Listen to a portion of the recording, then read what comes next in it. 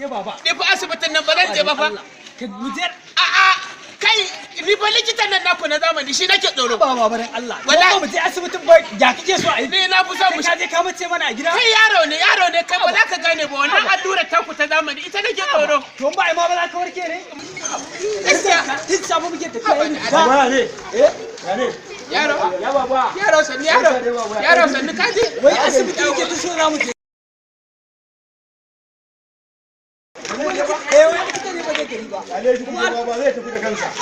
Zai tafi da kansa ka je kawai. Ya za a yi tafi ka ga yadda nake wahala da shi. Kar ka bi komai zai tafi da kansa.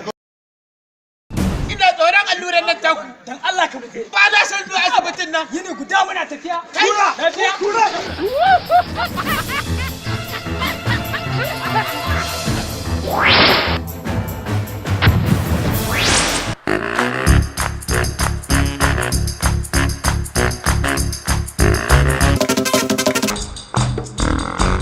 Wakin Allah ina kurar.